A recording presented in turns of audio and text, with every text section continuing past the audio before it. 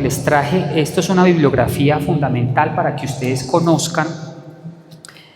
Estos son los temas, esta bibliografía es importantísima que conozcan, sobre todo para entender estos temas que estamos abordando sobre el canon y cómo se formó la escritura, cómo llegó hasta nosotros, etcétera, ¿no? Este es un libro que se llama Teología, Fundamentos Bíblicos de Nuestra Fe, tomo número 1, ¿Quiénes son los adventistas del séptimo día? Revelación e inspiración, interpretación bíblica.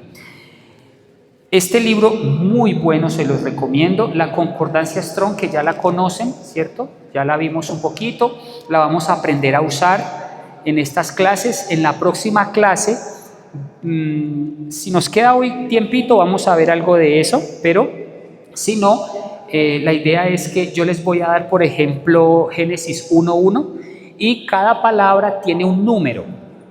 Eso es exegético, eso ya lo tienen, eso ya está dado. Toda la Biblia está sistematizada con un número. Por ejemplo, en el principio creó Dios los cielos, o sea, cada palabra tiene un número. Y ese número lo dirige a un número en hebreo. Y ese número en hebreo es la palabra en hebreo y la traducción. Lo que ustedes van a hacer como ejercicio más adelante es: yo les voy a dar la lista de números, ustedes lo van a buscar aquí, nos vamos a hacer en talleres. También la idea es que estas escuelas de investigación bíblica es que hagamos talleres, grupitos, y trabajemos en equipo. Buscamos los números, hacemos la traducción, y después de que hagamos la traducción empezamos a hacer la traducción. Cada grupo va a hacer una traducción. Por ejemplo, Génesis 1:1 dice: Bereshit bara Elohim et hashamayim ve'et haaretz, en hebreo. Entonces cogemos la palabra Bereshit y ahí dice en, y luego la palabra Reshit significa cabeza, no solamente principio. Entonces ustedes colocan en el comienzo, o como cabeza estaba Dios creando cielos y tierra, y así sucesivamente. Y vamos a ver qué traducciones tan interesantes van a surgir de allí. Este libro también es muy bueno, hermanos. Se llama Los manuscritos del Mar Muerto, sus secretos revelados, de John de Salvo. Este descubrimiento, hermano, fue uno de los descubrimientos más importantes de todos los tiempos, porque nos permitió comprender de que el canon, es decir, la forma en cómo estaba construido el canon, ya estaba dado hacía muchísimos años de que cuando se fundó. Es decir, los rabinos, o los escribas de alguna manera, y los rabinos, ¿cómo hicieron para compilar todos esos rollos? ¿Por qué dejaron unos y no otros, por ejemplo? ¿Cierto? Es una buena pregunta. Por ejemplo, ¿por qué quedó Génesis, Éxodo, Levítico, Números, Deuteronomio? ¿Por qué no se incluyó otro? ¿Cierto? Entonces, aquí se explica y hoy vamos a estudiar también eso, cómo se formó, por qué quedaron esos libros y no otros. Los deuterocanónicos, porque por ejemplo la Iglesia Católica tiene unos libros que la Iglesia Cristiana no tiene. Están los evangelios gnósticos, o los evangelios, por ejemplo, está el evangelio de Judas, está el evangelio de María Magdalena. ¿Por qué no se incluyeron esos también en la Biblia? Entonces vamos a ver todo eso también a la luz de la historia un poco. Esto nos explica, este descubrimiento, no me voy a adelantar, pero hicieron un descubrimiento muy importante, y cuando descubrieron se dieron cuenta de que en ese descubrimiento, valga la redundancia, estaban todos los escritos de la Biblia en un solo lugar. Entonces confirma de que el canon del Antiguo Testamento, a excepción de Esther, ya estaba completo, pero seguramente no están entendiendo mucho, pero ya lo van a entender en su momento.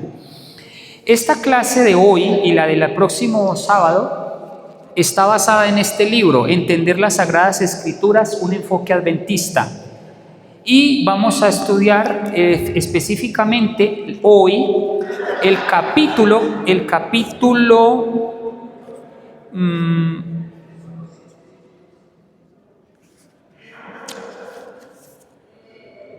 6 de este libro, el texto y el canon de las Escrituras.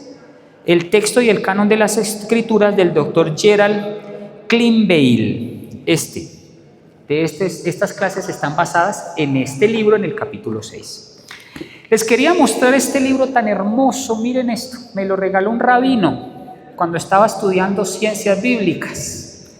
Este libro me lo trajeron directamente de Israel. Miren qué belleza. Este libro está en su integridad en hebreo. Y con este libro, este es el texto maestro, digámoslo así, de los hebreos, de los judíos. De aquí se desprenden y se traducen todas las Biblias que usted tiene en sus manos. Este es el texto maestro. Y este texto maestro es el que estudian en las sinagogas en Israel los judíos, los rabinos. Miren qué lindura de libro. Yo voy a dejar estos libros aquí para que ustedes lo puedan ver. Miren ustedes qué lindo. Se lee de derecha a izquierda y de atrás para adelante. O sea, el libro empieza es acá. O sea, se abre es de atrás para adelante, no como lo leemos siempre, sino que el título está atrás. Porque ellos escriben de derecha a izquierda, de atrás para adelante. Y les voy a dar una nota muy curiosa. Se lo pregunté directamente a mi rabino y le pregunté en su momento, le dije, ¿por qué ustedes leen de atrás para adelante? Ojo.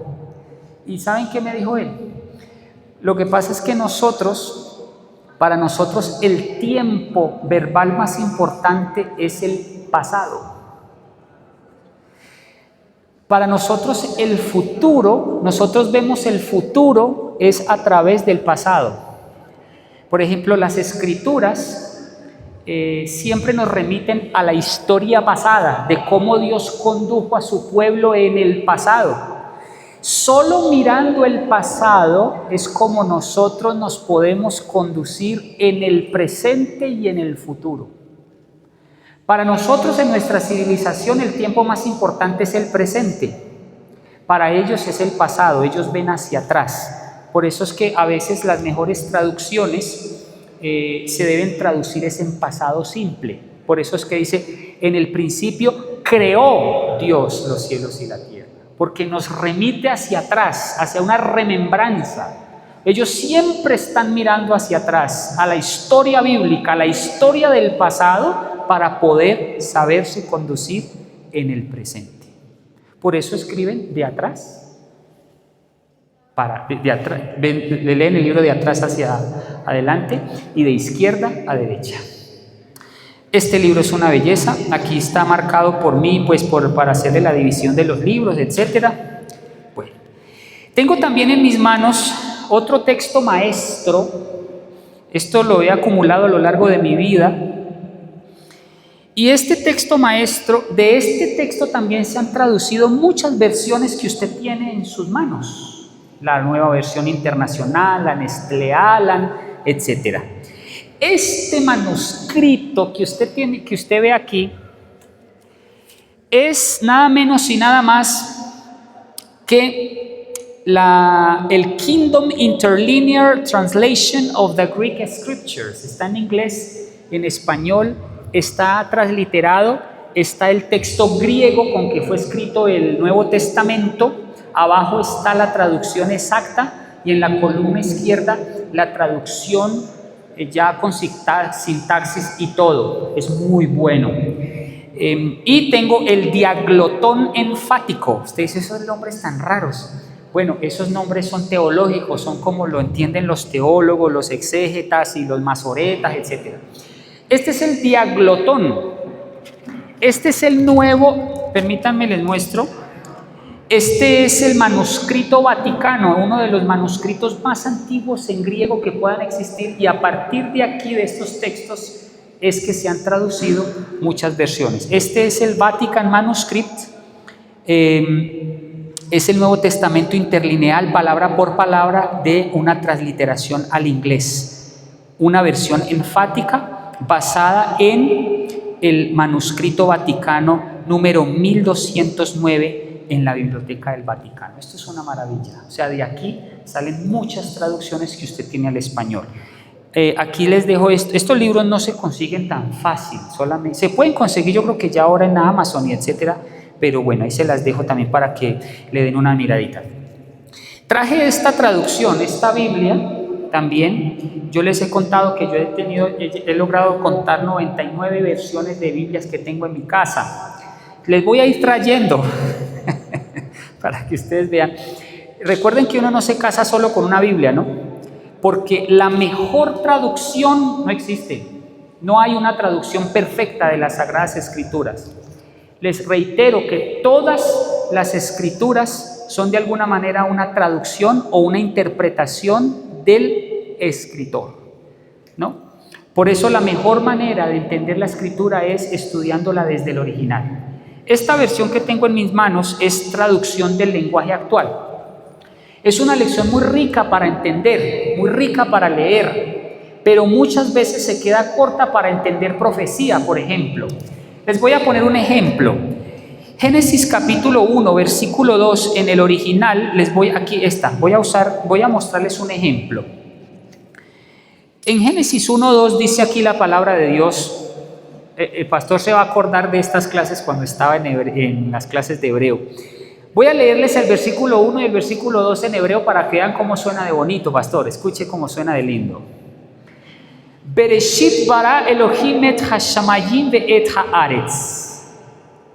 Ve haaretz hayeta tohu babohu bechoshech al panim tehom.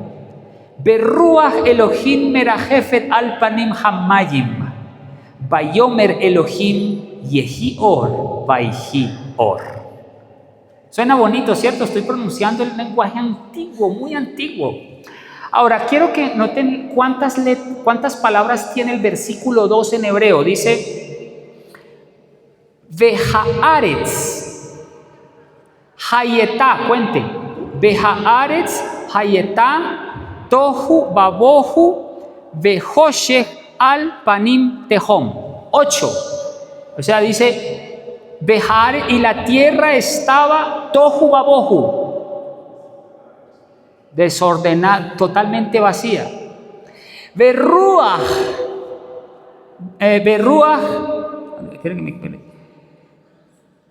Behar es ayetá tohu babohu, vehahoshech al panim tehom. Berruach Elohim merajefet al panim hamayim. Berruach Elohim, y el Espíritu de Dios merajefet, se movía sobre la faz de las aguas, al panim hamayim. Ahora, quiero que miren ustedes cuando el traductor va a traducir, cuántas palabras incorpora para poder traducir esas palabras originales. Behaares hayetat tohu babohu. Miren ustedes en esta versión, versículo 2, dice, y la tierra no tenía forma, ni había en ella nada que tuviera vida. Las aguas estaban cubiertas por una gran oscuridad, pero sobre la superficie del agua se movía el Espíritu de Dios. ¿Vieron ustedes la cantidad de palabras que le agregó el traductor para traducir literalmente 8 palabras que están en el origen en hebreo? O sea, no es que esté mal, sino que cuando uno quiere hacer una exégesis más juiciosa, más detallada, el traductor se encuentra con una gran dificultad, y es cómo traduzco Elohim, cómo traduzco Ruach, cómo traduzco Tehom, etcétera, etcétera. Entonces, por eso es que la mejor forma de que usted se acerque a los idiomas originales es usando, por ejemplo, la concordancia Strong, que le da la traducción para que usted busque e interprete. Cuando nosotros llevamos esas interpretaciones aquí, cuando traduzcamos Génesis 1 con la ayuda de Dios, usando todas estas herramientas, ustedes se van a encontrar con dilemas, con muchas dificultades. Por ejemplo, la palabra bará, etcétera, que ya explicamos la clase pasada. Esto era una pequeña introducción, un pequeño recorderis de lo que vimos la clase pasada. Bueno, vamos ahora sí a entrar en materia. Vamos con entender las Sagradas Escrituras, un enfoque adventista. Vamos a la segunda diapositiva. La Biblia sigue siendo relevante. Varios elementos importantes hacen que la Biblia sea única en comparación con otros libros. 4 elementos en particular en relación con la filosofía, confucianismo y el Corán. Atentos. Primero, la Biblia se compone de hasta un 30% de profecía y literatura profética. 2. La Biblia está constituida en la historia, es decir, habla de un Dios que actúa en la historia. 3. Los acontecimientos bíblicos se colocan en una dimensión espacial de lugares geográficos reales. Y 4. La Biblia tiene un poder de transformar vidas gracias a Dios que nos habla a través de su palabra viviente. ¿Cuántos dicen amén por eso? La Biblia es un libro muy especial, hermanos, muy especial. Tiene una luz muy especial, especialmente cuando se abordan desde sus idiomas originales. Por eso los insto para que ustedes hagan un esfuerzo por comprender un poco, por al menos sacar la raíz, que ustedes puedan leer un poco del hebreo y del griego, para que ustedes tengan las herramientas sólidas de decir, esta raíz es tal o se lee así. En estos cursos también vamos a aprender a leer. No sé si tenemos tablero y marcador hoy. No sé, manita Erika, ¿no? Marcador no, pero dentro de 8 sí, con la ayuda de Dios. Si tenemos, pues vemos ahorita unas primeras letras y un primer vocabulario de acercamiento. Vamos a la siguiente. La Biblia no es únicamente divina, tampoco es únicamente humana. Esto es muy importante. El pastor trajo, gracias. Si la Biblia fuera un libro de origen humano, escrito como cualquier otro libro, creado por seres humanos falibles, no podríamos confiar en él. Ojo, si la Biblia fuera ¿cómo?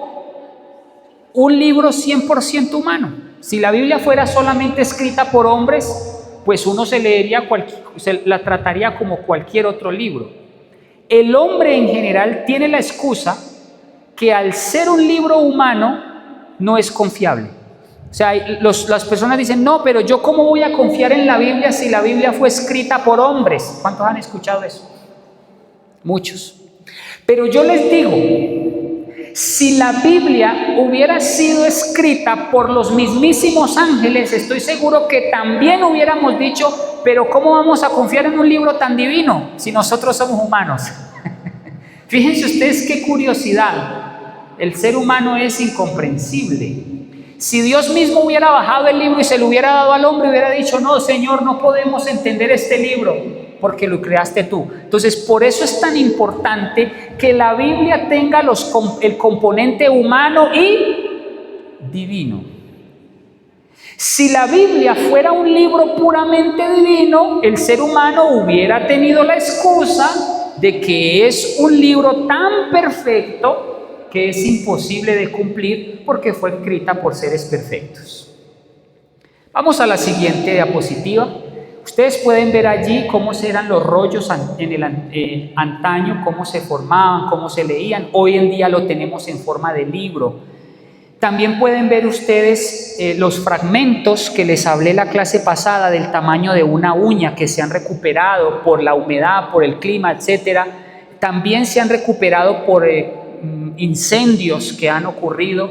Ahí pueden ustedes ver a una persona que está leyendo los originales del Museo del Rollo en Jerusalén, así se llama. Si nos devolvemos una diapositiva van a ver el Museo del Rollo que está arriba. Si lo ven en la primera imagen, ahí, esa imagen que ustedes ven ahí en forma, ese símbolo es en forma de rollo, por eso está dado así.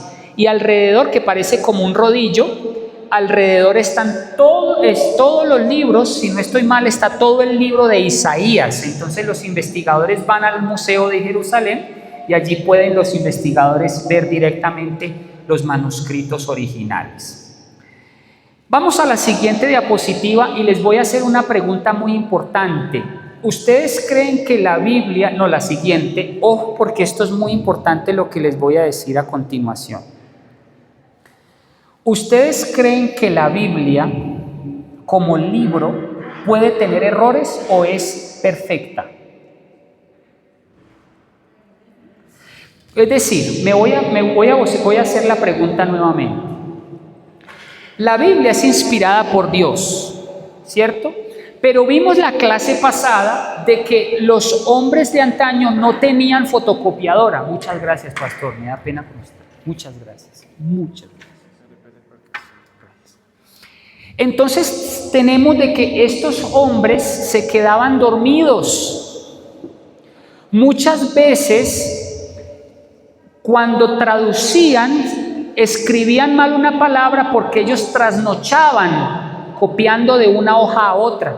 Como no tenían liquid paper y borrador, entonces lo que ellos hacían era copiaban la línea, se quedaban dormidos y continuaban en la segunda línea. Como no podían borrar, continuaban en la tercera línea y se unía muchas veces la línea 2 con la línea 3. Entonces a veces se dificultaba mucho. Gracias, Juan. Genial. Gracias. Se les dificultaba mucho ese tema. Entonces yo les voy a hacer la pregunta. La Biblia como texto, como libro escrito, ojo, desde el punto de vista humano, ¿puede tener errores en su texto, sí o no? ¿O es perfecta? ¿No tiene errores? Pues quiero decirles, hermanos, por eso en teología se conoce como inerrancia o errancia. La palabra errancia es que puede errar, es que puede tener errores tipográficos. Ojo a esto, puede tener errores humanos de escritura. Les voy a poner un ejemplo. En Éxodo, en alguna porción de la Biblia dice que el pueblo de Israel duró 400 años en el desierto y en otro versículo dice 430. Pregunto, ¿allí hay un error? Sí lo hay. Pero lo importante no es el error que se pueda contener, porque pudo haber un error humano, aunque ya les voy a decir, ya les expliqué la clase pasada que los judíos o los escribas contaban la cantidad de palabras y si no coincidía un rollo con el otro lo destruían. O sea, los errores eran muy mínimos, pero lo sabían. A eso se le conoce como errancia, que pueden haber errores de tipo, errores de escritura, inclusive pueden haber errores de datos, inclusive errores de datos geográficos, datos geográficos, históricos o numéricos, o de censos entre un libro y otro. Eso se le conoce como la errancia. La inerrancia es los que sostienen de que la Biblia es absolutamente perfecta de principio a fin. Es decir, que no puede contener errores porque está bajo la inspiración del Espíritu Santo. Entonces yo les pregunto a ustedes, ¿cuál es la posición de la Iglesia Adventista con respecto a los posibles errores que pueda contener la Biblia? ¿La posición de la errancia o de la inerrancia? Es decir, ¿la Iglesia cree que la Biblia puede tener errores o que es completamente perfecta? ¿Ustedes qué opinan? La posición de la Iglesia Adventista es que creemos en la errancia, no en la inerrancia. La inerrancia es que no puede haber errores. ¿Cómo sabemos eso? Hay una cita, atentos a lo que les voy a decir. Voy a mostrarles nuevamente este libro. Estas conferencias están basadas en este libro, Entender las Sagradas Escrituras, Enfoque Adventista. Capítulo 6, yo quiero pedirle a un hermano que rápidamente me ayude a buscar allí primeros mensajes selectos, tomo 1, página 13 y 14.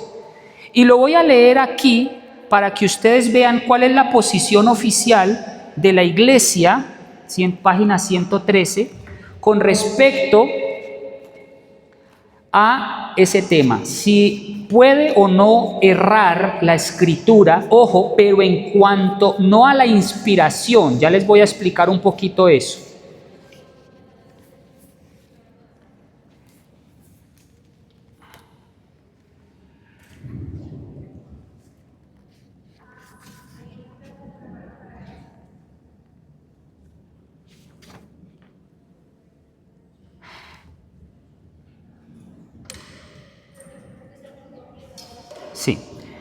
Página 131 de este libro. Dice: hay otro aspecto importante a la hora de pensar en la transmisión de las escrituras, es decir, cómo se transmitió. No teníamos fotocopiadoras. El esfuerzo humano que hicieron los escribas para pasar un libro a otro fue enorme. Se dormían, quedaban ciegos porque no tenían buena luz, etc. Dice: Dios no solo inspiró a sus profetas para que consignaran por escrito su mensaje para el planeta Tierra, también vigiló todo el proceso de la transmisión de su palabra. No obstante, atentos, tanto las propias escrituras como Elena de White dan pie para pensar en posibles errores de copia y transmisión. ¿Cómo dice? Posibles errores ¿de qué? De copia y transmisión. Ahora vamos a Mensajes Selectos, tomo 1, página 17 y 18. Alguno que me lo preste para yo leerlo, porfa. Mensajes Selectos, tomo 1, página 17 y 18. Que lo tengan por ahí a la mano, ¿no? Búsquenlo, por favor, mientras lo buscan. Es decir, esto no significa, ojo, que el mensaje sea dado. El espíritu del mensaje siga intacto. Les voy a poner un ejemplo. Supongamos que la Biblia cometa el error tipográfico de que en Éxodo diga que fue por 300 años y en Primera de Reyes diga que fue por 430 años. Yo les pregunto, ¿hay algún problema en la interpretación de la doctrina en ese punto? No, porque lo importante es que se dio el evento. ¿Cuál es el evento allí? ¿Qué es lo importante allí en ese versículo? ¿Los años que transcurrió Egipto o que sí se dio la migración del éxodo del pueblo de Israel? ¿Me hago entender lo que quiero decir? Página 17 y 18. ¿Señora? De Mensajes Selectos, tomo 1. ¿Sí? ¿Me lo prestas, por favor? Bueno, ¿cuántos entendimos ese punto? Les voy a poner otro ejemplo. Hay una traducción en el Nuevo Testamento. Préstame un segundo. Voy a leerles aquí, gracias hermano, les voy a leer la página 17 y 18 de Mensajes Selectos. Atentos. Escuchen, con respecto a los errores que puede cometer la Biblia. Ojo, errores tipográficos, ya les expliqué qué tipo de errores. Escuchen. Hay hombres que se esfuerzan por ser originales, que se ponen por encima de lo que está escrito. Por lo tanto, su sabiduría es necedad. Descubren por adelantado cosas admirables, ideas que revelan que están muy atrasados en la comprensión de la voluntad y de los propósitos de Dios. Escuchen. Procurando simplificar o desenredar misterios ocultos durante siglos a los mortales, son como un hombre que forcejea torpemente en el lodo, incapaz de liberarse y que sin embargo dice a otros cómo salir del mar fangoso en que se encuentran. Aquí viene lo interesante. Estoy leyendo la página 20 de Mensajes. ¿Sí la encontraron? ¿Lo están leyendo conmigo? ¿Sí? Ok. Dice: esta es una representación adecuada de los hombres que tratan de ¿qué? ¿Corregir los errores de qué? ¿Está admitiendo el espíritu de profecía de que hay hombres que intentan corregir los errores de la Biblia? ¿Sí o no? Dice que sí. La Biblia tiene errores, pero ojo, esos errores son tipográficos, esos errores son errores humanos. Ya les voy a decir que les insisto que esos errores no son doctrinales. Y dice aquí: nadie puede mejorar la Biblia sugiriendo lo que el Señor quiso decir o lo que debería haber dicho. Algunos nos miran con seriedad y dicen: ¿No creen que debe haber habido algún error de copista o de traductor? Mire qué interesante. Elena de White ya había previsto esto. Y ella dice, todo esto es probable. Y aquellos que son tan estrechos para vacilar por esto y tropezar en esta posibilidad o probabilidad, estarían también listos para tropezar en los misterios de la palabra inspirada, porque su débil mente no puede discernir los propósitos de Dios. ¿Queda claro? La Iglesia Adventista cree en la errancia. Ahora, esos errores, y los vamos a ir descubriendo, esos errorcillos ahí en la Biblia, pero se van a dar cuenta que no son doctrinales. Voy a poner un ejemplo. En el Nuevo Testamento hay una parte que dice que Jesús murió en un madero, pero hay otra que dice que murió en una cruz. Y hay debates enterísimos, que dicen, por ejemplo, los hermanos testigos de Jehová creen que Jesús murió en un madero, no en forma de cruz, sino así, de esta manera. Si ustedes miran, por ejemplo, las ilustraciones o los dibujos que tienen los testigos de Jehová, nunca van a ver en una ilustración de los hermanos testigos que Jesús haya muerto en forma de cruz, porque ellos interpretan ese versículo de que murió en un madero de esta manera y no en forma de cruz. Y una vez había un debate en la universidad sobre eso, y el profesor a la larga o al final dio un mensaje que nos hizo entender que el tema no está en quedarnos en el error, sino en encontrar el espíritu del mensaje. ¿Saben qué dijo el maestro? Lo dijo así sencillo: haya muerto en un madero o haya muerto en una cruz, lo importante es que murió por todos nosotros. ¿Sí?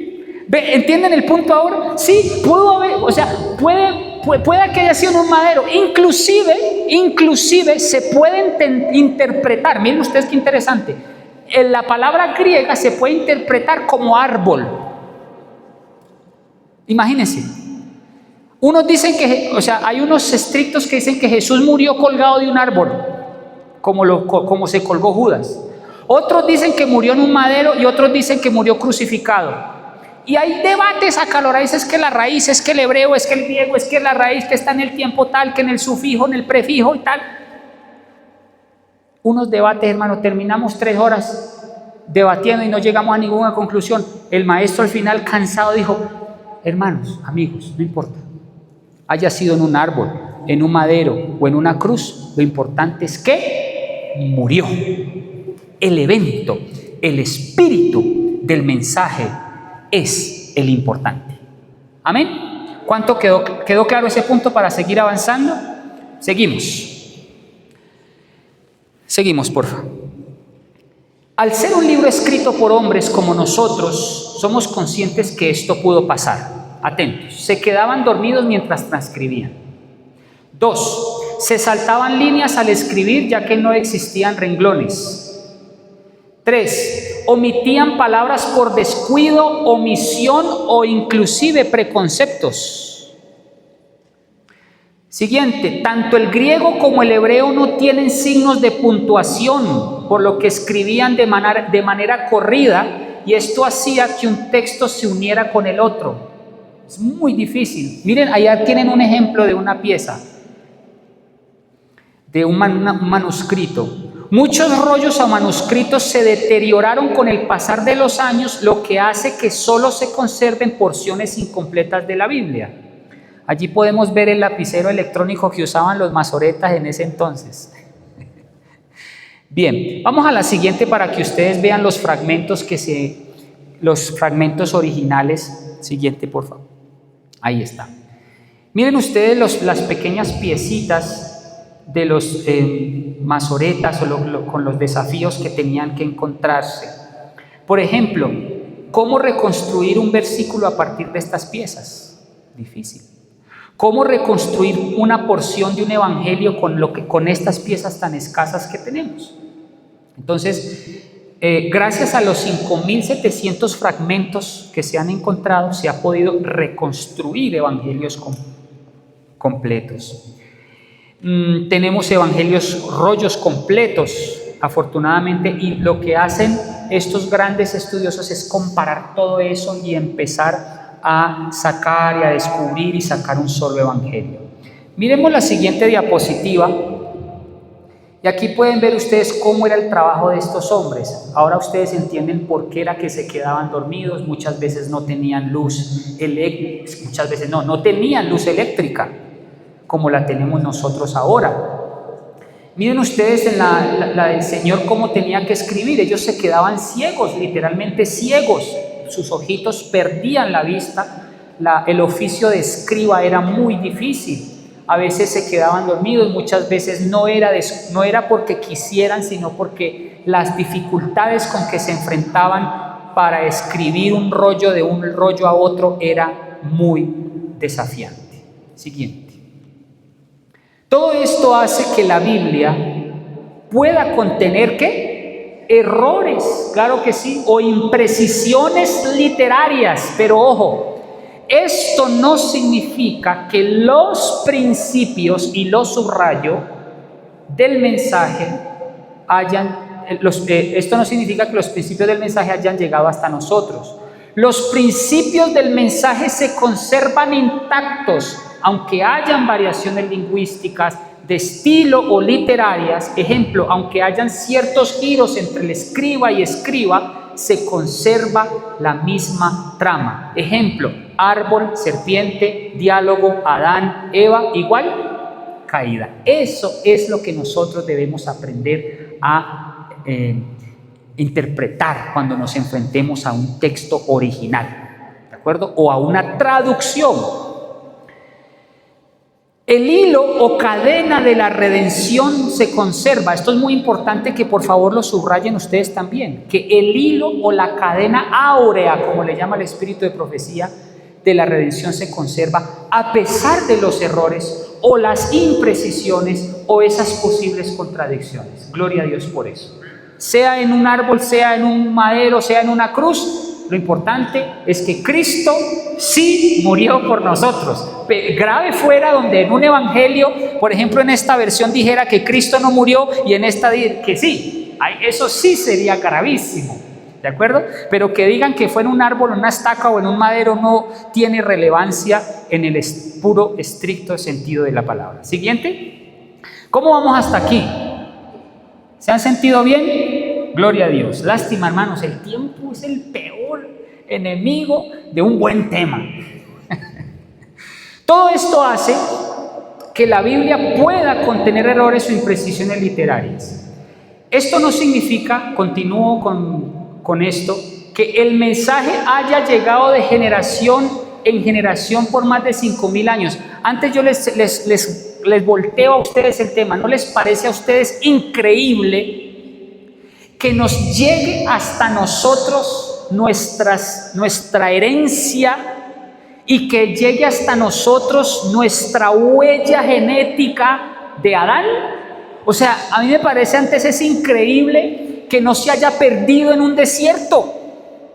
A mí me parece increíble que Dios haya preservado el mensaje. Hermanos, es que no había fotocopiadora, no había papel como lo tenemos ahora, con unas impresiones tan hermosas como estas, y que hasta nosotros, 2026, nos llegue el mensaje de Adán y Eva. ¿Usted sabe lo que eso significa? Eso es asombroso, que nosotros tengamos una identidad gracias a la palabra del Señor. Damos gracias a Dios que el mensaje que sabemos hoy, ojo a esto, el mensaje que nosotros sabemos hoy es el mismo que supo Abraham, que supo Isaac, que supo Jacob, ya que estos se lo transmitieron de generación en generación hasta llegar a nosotros. Este tema lo tuve en el año 2020, imagínense, hasta el 2020, cuando tuve ese decía 2020. Pero imagínense, nos ha llegado a nosotros hasta el 2026. Qué tremendo. ¿No les parece eso asombroso? Increíble. Es un hecho asombroso de que Dios haya conservado su mensaje tan tantos miles de años y no se haya perdido del todo. ¿Qué es mejor? ¿Tener un mensaje con leves errores literarios o que nunca hubiéramos conocido ese mensaje? ¿Qué tal, pastores? Tremendo.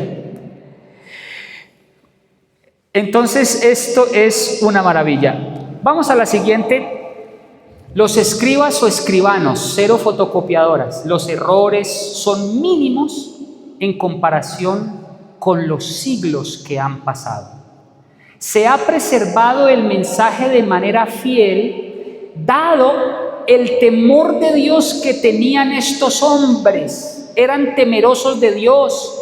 Confíen, hermanos, de que estos hombres eran apartados del mal. Ellos pudieron haber tenido errores textuales, errores gramaticales, errores literarios, de omisión sin querer, pero ojo, pero nunca por descuido, prejuicios, preconceptos o ideas propias, ya que su misión era transmitir de manera muy fiel de un texto a otro. Miren ustedes todo lo que tenemos que agradecerle a estos hombres que ven allí en pantalla.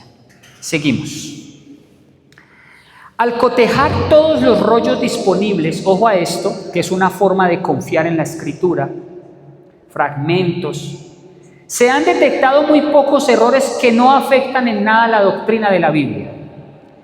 Es maravilloso que la Biblia se haya conservado de manera fiel después de más de 5,000 años de antigüedad. Entonces yo les pregunto, ¿podemos confiar en la Biblia? ¿Podemos confiar en su mensaje? ¿Podemos confiar en su doctrina? Sin duda alguna, digamos sí. Vamos a la siguiente. Nuestra forma de abordar la Biblia está muchas veces influenciada por nuestra ilustración o nuestra educación, nuestra cultura, nuestra razón o inclusive la influencia de otros estudiados. Vamos a la siguiente. La fe es más importante que la razón. Comprender el proceso de revelación e inspiración es fundamental para nuestro abordaje de la palabra de Dios, debido a que Dios utiliza el medio del lenguaje para comunicarse con los seres humanos. La revelación divina puede escribirse. El Espíritu Santo permite que los escritores bíblicos pongan por escrito en forma fiel y confiable lo que se les ha revelado. Esta inspiración divina le da a la Biblia su autoridad divina y garantiza la unidad que encontramos desde el Génesis hasta el Apocalipsis. ¿Cuántos dicen amén por eso? Porque más allá de los errores que pueda contener, no se nos olvide que detrás hay algo que se llama inspiración del Espíritu Santo. Y esa inspiración del Espíritu Santo nos ha permitido tener una consistencia en el mensaje desde Génesis hasta el Apocalipsis. Vamos con la siguiente. Hagamos de la Biblia un libro real. Hagamos de su historia nuestra historia. Esto es muy importante, hermanos. Cuando aprendamos a ver la Biblia como un libro que es una extensión del cristiano, una extensión real.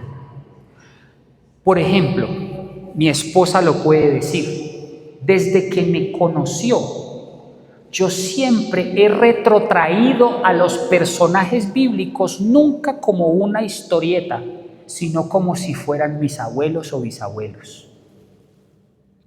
Cuando yo hablo, traigo a la actualidad a Moisés o a Abraham y lo menciono como si fuera parte de la familia. ¿Sí o no, mi amor? Y yo hago ver la Biblia y la historia de la Biblia como si fueran personajes que han estado siempre vivos y presentes y sobre todo reales. Y vamos a la siguiente y les voy a contar una historia que me pasó, hermanos, me pasó y esto es algo que nunca se me va a olvidar. Yo trabajo en un colegio donde hay más de 39 nacionalidades. En este colegio hay también israelitas, hay nativos de Israel. Y una vez, yo trabajo en la biblioteca, también soy profesor de inglés, y yo soy promotor de lectura, evidentemente, porque es parte de mi función bibliotecaria. Y nosotros invitamos a los abuelos, invitamos a los papás y todo a que les leyeran a los niños. Y llegó un papá de Israel. Se sentó a leer, no un cuento. ¿Saben qué hizo este señor? Sentó a su hijo en las piernas. Los demás niños estaban allí sentados. ¿Y sabe qué hizo este señor judío? Le dijo: ven, papi, papito, mi amorcito. Te voy a leer la historia de tu abuelo Noé. Hágame el favor. Eso me cambió mi vida y mi percepción de la Biblia para siempre. ¿Entendieron el punto? Mire tan pequeño lo que dijo este hombre. Él no le dijo: te voy a contar la historia de Noé. Y tampoco dijo: te voy a contar el cuento de Noé. Él dijo: te voy a contar la historia de tu abuelo Noé. Eso lo cambia todo. Porque nosotros estamos viendo la Biblia como un libro lejano, un libro de historias, inclusive un libro de cuentos. Pero no estamos apersonándonos de que Adán fue real, de que Noé fue real y que es nuestro ancestro. Cuando aprendamos a ver de que Adán es nuestro padre, que su sangre está en nosotros, entonces nada va a cambiar. Eso lo asimilé hasta el día de hoy. Y yo le hablo a mi esposa de Abraham y de Noé como si fuera un familiar mío. Eso no es así. Y todo cambia.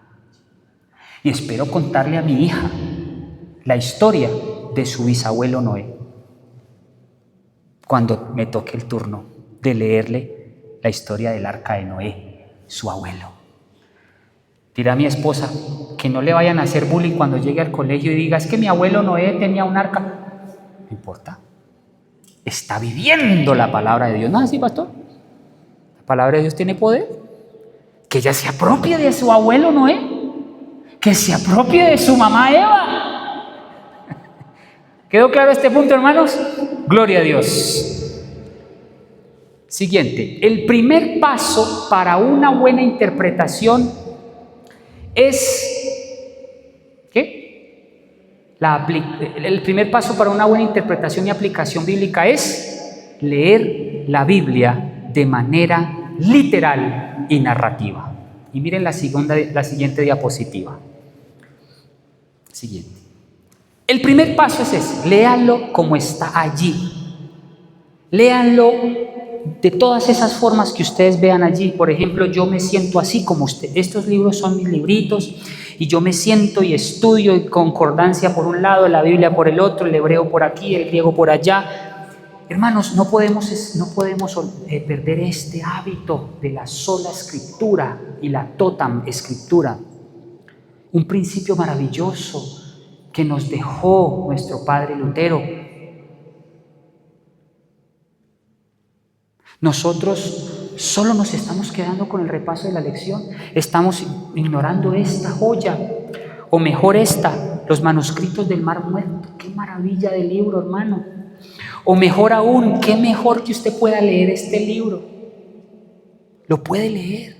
Y en estas clases de investigación bíblica de jóvenes adventistas lo vamos a leer, porque necesitamos jóvenes adventistas preparadísimos por si tienen que abordar un judío o el que sea, o para su propia vida, o aprenda a usar esta concordancia maravillosa.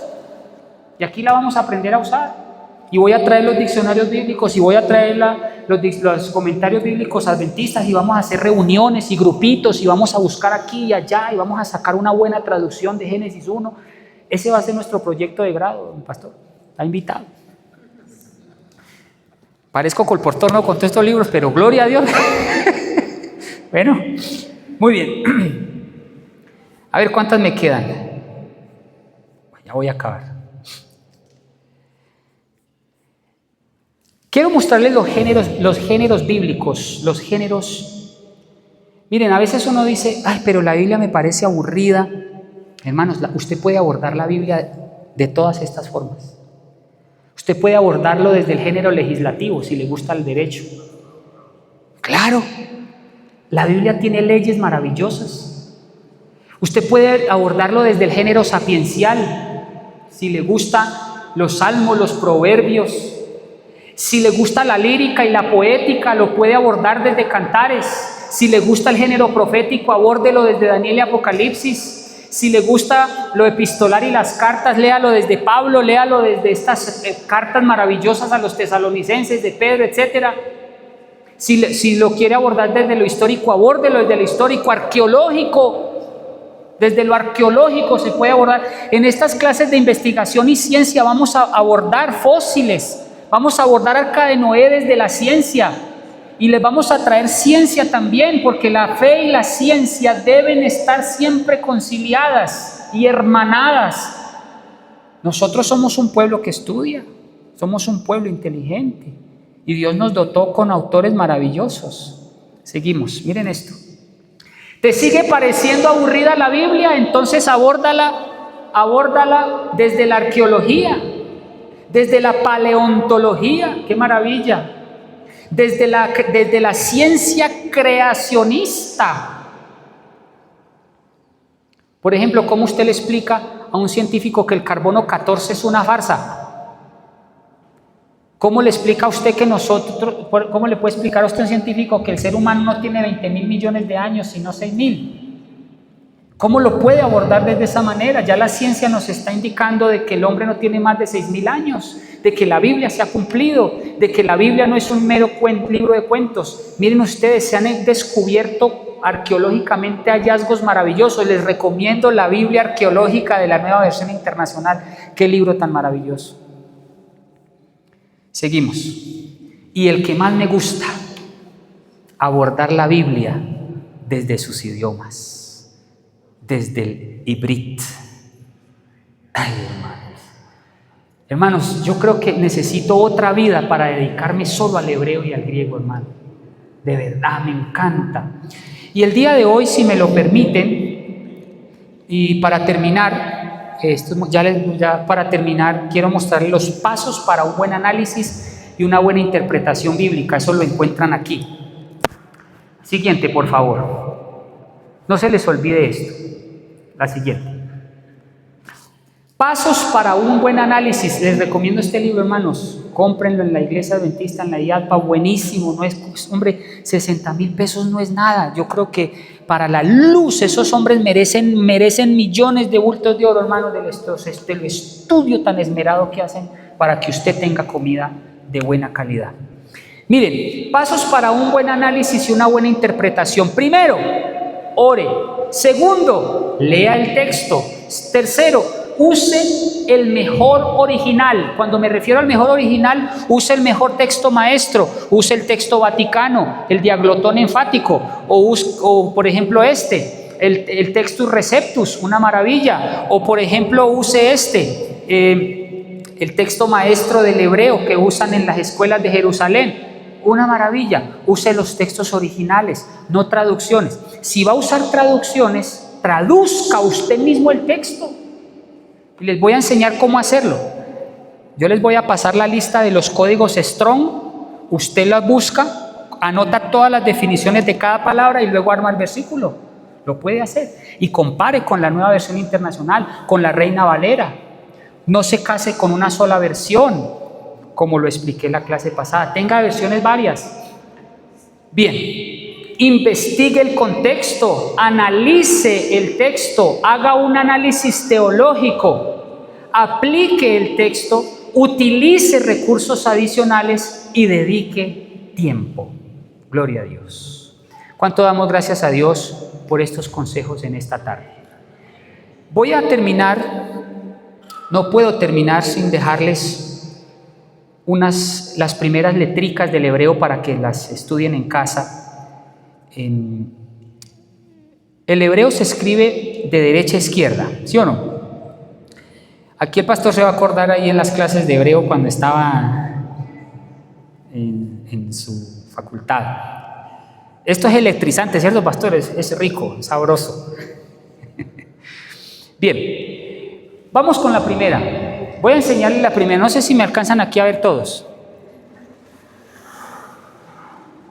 La primera letra y la más hermosa del hebreo. Vamos a colocar una línea aquí. Vamos a decir que este es nuestro renglón. ¿Listo? Este va a ser nuestro renglón. Listo. Vamos a aprender 3 vocales. Y vamos a aprender 1, 2, 3, 4, 5, 6 letricas. ¿Está bien? ¿Me dan ese tiempito? ¿Sí? Vamos a aprender la primera palabra del Génesis 1. Bereshit Perek Aleph Pasuk Aleph. Ani medaber Sat Ibrit. Ani Rotze medaber Tov Meod Ibrit Aval Alilo. No se preocupen que ustedes van a hablar así, si siguen viniendo aquí juiciosos a las clases de hebreo. Bueno, gloria a Dios. Primera letra. El hebreo se escribe de derecha a izquierda y de arriba a abajo. ¿Y saben por qué? Esto es un idioma espiritual. Ellos tienen explicaciones para todo. En la próxima clase les voy a explicar qué significa la palabra amén, por ejemplo. No se la pierdan. De arriba para abajo. ¿Saben por qué escriben ellos de arriba hacia abajo? Porque para ellos primero está Dios arriba. Dios es supremo. Y ellos siempre escriben de arriba hacia abajo porque primero quieren glorificar a Dios dándole ese honor desde arriba y continúan hacia abajo. Qué bonito, ¿cierto? Bueno. La letra Aleph, de arriba a abajo. La letra Aleph, no tiene un sonido en sí. De arriba a abajo, de arriba a abajo. ¿Se la aprendieron? Otra vez, vamos a volverla a hacer. La Aleph. Entonces, de arriba a abajo, de arriba a abajo, de arriba a abajo. Aleph. Es una letra muda. No es ni B, ni H, ni J, ni K, nada. Aleph, se llama Aleph. Y tiene el símbolo de una coma en su transliteración. La segunda letra, la B. O sea, vamos a practicar, vamos a aprendernos la B. La B se escribe así, de arriba a abajo y de izquierda a derecha. De derecha a izquierda. Bet, la letra B, la B. ¿Listo? La B. Ellos también tienen la B, la J, la P, igual que nosotros. Esta es la B. ¿Se la aprendieron? Otra vez. De arriba a abajo, miren, muy sencillo. ¿Cierto? De aquí. Y de derecha a izquierda, gracias. Siempre de derecha a izquierda. De arriba a abajo y de derecha a izquierda. La B. Ahora vamos a aprendernos la siguiente, la R. Esta es la B, vamos con la R. La R es muy sencilla, miren, solamente es esto. Es como si yo quitara esta de aquí. Esta es R, pero si le pongo esta rayita, se convierte en B. ¿Estamos? ¿Fácil? Está fácil. Bien. A ver, ¿quién se acuerda? B, R, vamos con la Che. Puede ser la Che o la SH, no importa. Es como una tenacita, así, mire, como un tenedor. De arriba, abajo, de derecha a izquierda. Mejor me hice aquí porque estaba mal ubicado. Y de arriba a abajo, una tenacita. Eso es todo. ¿Sí? La Che. Así, la Che o la sh, el sonido. Si usted le pone un puntico aquí, queda como che o como SH. Pero si le pone un puntico en la derecha, suena como una S líquida. Muy sencillo. Mucha atención. No se me van a perder. Entonces, B, R, che y S. Atentos al puntico, ¿cierto? Y vamos a aprendernos la letra I, la I. La I es una coma, una coma, una coma. El nombre nos lo vamos a aprender después, la I, la I. Por esta es cuando Jesús dijo, ni una yot, ni una tab pasará de la ley, ni una tilde, ni una jota, ni una tilde. Estaba refiriéndose a la yot del griego, del hebreo. Esta es la I. Y vamos a aprendernos la T de tetero. Miren cómo es. De arriba a abajo, parecida a la R, pero aquí le bajamos esta carácter, es una L al revés. Esta es la T. ¿Estamos? Sencillo. ¿Señor? ¿Otra vez? Vamos a hacerlas todas, ¿listo? Vamos a ahorrar. ¿Cómo se dibujan? Muy sencillo, ¿sabe? Entonces, la letra muda, entonces tenemos de arriba abajo, una rayita, una curvita aquí, una barriguita aquí. Listo. La B es también muy sencilla. Simplemente, mire, dibujen el patrón, es simplemente dibujar el patrón y que sobresalga este cachito aquí, este puntico aquí, la B. La R, simplemente, eso es todo. La che es una tenaza, como un tenedor. Ahí está. Y esta es la misma, solo que cambia el puntico, si el puntico está aquí o el puntico está acá. La I es una coma y la T es, miren ustedes que todos siguen el mismo patrón, ¿sí lo notaron? Todos siguen el mismo patrón, solo que cambia la posición. Y le pongo aquí y ahí está la T. Listo. Ahora vamos a aprendernos las vocales. Ya terminamos, sí. Gracias. Solamente voy a aprenderles a enseñar a decir la palabra Bereshit. Vamos a aprendernos 3 vocales. Las vocales, apreciados amigos, se colocaban abajo del renglón, porque antes no tenían vocales. Ellos escribieron toda la Biblia sin vocales. Las vocales se pusieron después. ¿Listo? Y se ponían siempre debajo de la letra. Muy interesante. Entonces, por ejemplo, si usted pone dos rayitas aquí, 2 punticos, perdón, esto es la E. La E. ¿Listo? Muy bien. Si usted le pone solo un puntico aquí, está diciendo la I. Sí, que es muy sencillo. El hebreo en teoría no es difícil. Simplemente es aprenderse el alfabeto ya. La I es un puntico. 2 punticos. La E, un puntico, la I. ¿Listo? Y vamos a aprendernos la E, otra E. Tienen varias E y son 2 punticos aquí. Listo. ¿Fácil o difícil? Está fácil, ¿cierto? Está fácil, pastor. ¿Cómo le fue con esas clases de hebreo? Bien. Okay. Bueno, entonces, listo. Y hay otra I.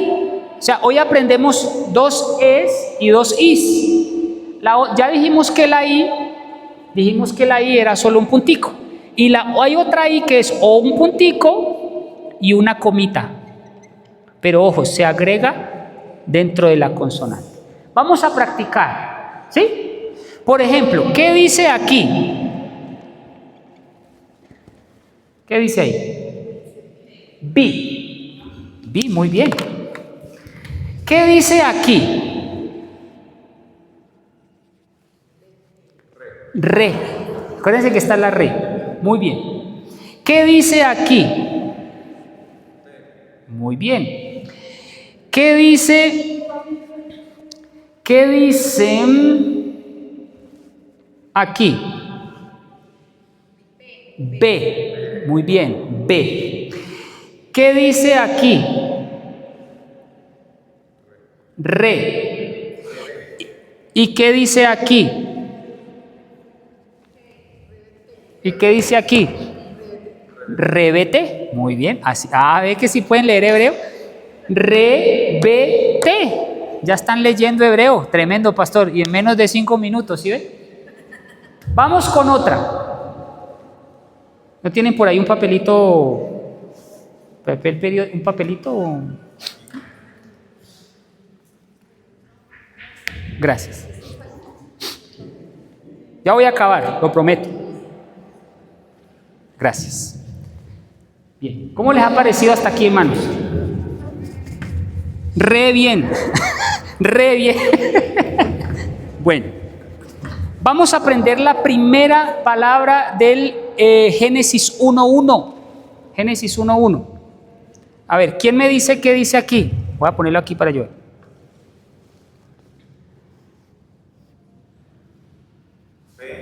Muy bien. ¿Qué dice aquí? Be, re, ore. Be, re. Muy bien. ¿Qué dice? Bueno, esta es muda, ¿no? Puede ir ahí de comodín. Bere.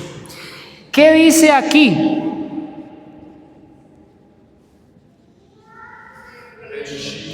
Bereshi. O sea, lean solo esta. ¿Qué dice aquí? La che con la i. La che con la i. Chi. ¿Y qué dice? ¿Y esta solita cómo se lee? Te. Exacto. Entonces, la B con la E. B. La R con la E. La che con la I. Esta es la I. Chi. Y la T. Entonces, ¿qué dice aquí? Bereshit. Así comienza Génesis 1.1. ¿Cuántos damos gracias a Dios por esta brevísima clase para que sigan viniendo todos los sábados a las 4:30 y no se pierdan de nuestras clases de investigación bíblica? Dios los bendiga. Muchas gracias por su atención y espero nos podamos seguir viendo el próximo sábado. Un abrazo. Gracias, pastor. Hasta 3. Tremendo maestro, ¿verdad? Gracias.